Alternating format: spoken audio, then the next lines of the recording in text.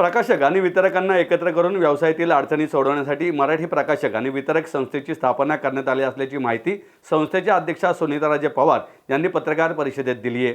या पत्रकार परिषदेला संस्थेचे कार्याध्यक्ष कुणाल ओंबासे, कोषाध्यक्ष शरद आष्टेकर, सदस्य उल्हास खुटवड, राजू भानारकर, यशवंत कोठावळे, दिनेश फडतरे, बाळासाहेब घोंगडे, शैलेश कदम, रोहन चंपानेरकर, रमेश शेलार आदी उपस्थित होते।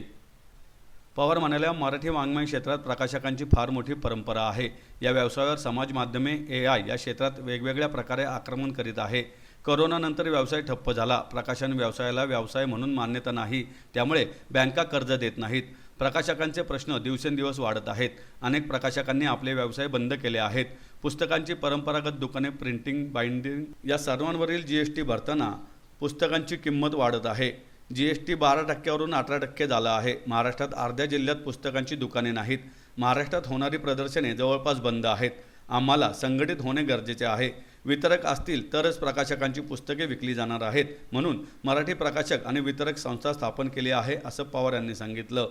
पुस्तक ही जीवनावश्यक वस्तू करण्यासाठी प्रयत्न करणे, संमेलनात, ग्रंथ प्रदर्शनात प्रकाशकांची व्यवस्था करणे, जिल्हावार प्रदर्शने भरवणे, राज्यात वितरक वाढवणे, सरकार दरबारी प्रकाशन क्षेत्रातील अडचणी दूर करण्यासाठी प्रयत्न करणे, वितरकांना सहाय्य करणे, शासनाकडील ग्रंथ खरेदीत पारदर्शकता आणण्यासाठी प्रयत्न, शासन आणि प्रकाशक यांच्यामध्ये दुवा बनून काम करणे, शासन दरबारी प्रकाशकांच्या पुस्तकांकरता वेगवेगळ्या योजना ज्या पूर्वी अस्तित्वात होत्या पण आता सुरू नाहीत त्याकडे लक्ष वेधणे, शासनाच्या जुन्या ग्रंथ खरेदी योजना पुनर्जीवित करणे, नव्या प्रकाशकांना मार्गदर्शन करणे, साहित्यिक उपक्रमांचे आयोजन करणे, ऑनलाईन वितरण व्यवस्था सक्षम करणे, मराठी भाषेचा प्रचार आणि प्रसार करणे, मुद्रक, अक्षर जुळवणी, कारागीर, मुद्रक शोधक, चित्रकार, बाइंडर इत्यादी सर्व पुस्तक निर्मितीशी संबंधित सर्वांना संघटित करणे हे संस्थेचे उद्दिष्ट असल्याचे पवार यांनी सांगितलं। मराठी प्रकाशक आणि वितरक संस्था स्थापन करण्यामागे एकच उद्देश आहे की प्रकाशक एकत्र येतात पण त्यांच्या जोडीनं वितरक आणि इतर लोक एकत्र येत नाही।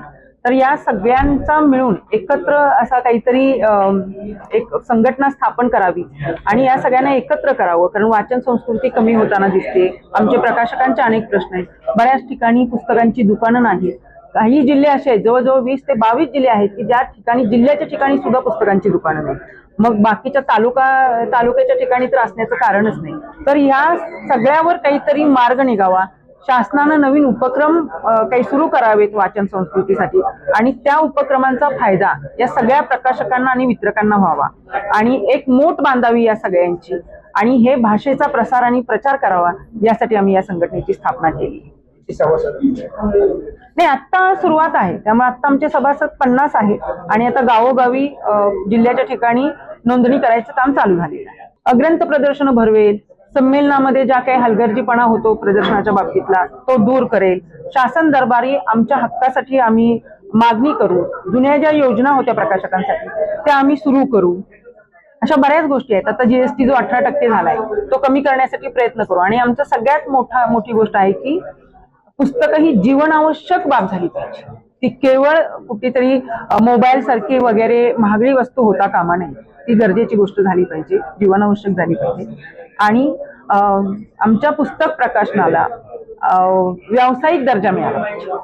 त्याला व्यावसायिक दर्जा नसल्यामुळे आम्हाला कर्ज मिळत नाही असं काही नाही। तुम्ही वडापावची किंमत वाढली किंवा हॉटेलमधली किंमत एक डिश 300 रुपयाला असली म्हणून तुम्ही हॉटेलमध्ये जात नाही असं होत नाही। आपली मानसिकता बदलली आहे। आपल्याला एकांत, शांतता, छानपैकी वाचन ही मूल्यच आपण सगळे हरवत चाललेलो आहोत। नाहीतर सगळ्याच्या किमती तुम्ही विचार करा, आम्ही मागच्या 10 वर्षापूर्वी काढलेलं पुस्तक सुद्धा त्याच किमतीला विकतो। ते 100 पानाचं पुस्तक 50 रुपयाला असतं, ते सुद्धा आम्ही 50लाच विकतो।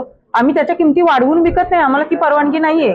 मग आता आम्ही ज्या स्टेजला आमचं जे प्रोडक्शन आहे, आम्हाला जो निर्मितीचा खर्च आहे, आम्हाला वितरकांना देण्याची सवलत आहे, ह्या सगळ्याचा विचार करून आम्ही किंमत ठरवतो। उद्या जर 10 वर्षानंतर अजून किमती पेपरच्या वगैरे वाढल्या तरी आज काढलेलं पुस्तक आम्ही त्याच किमतीला विकणार आहे। बाकीच्यांचं कसं असतं, आजची वस्तू ते आज विकतात, त्याच्यावर स्टिकर लावतात, उद्या अजून वर्षभरानंतर त्याचे स्टिकर काढतात आणि दुसरी किंमत लावतात। आम्हाला पुस्तकांवर हे करता येत नाही आणि पुस्तकांच्याच फक्त किमतीबद्दल बोललं जातं, इतर कशाही बद्दल बोललं जात नाही।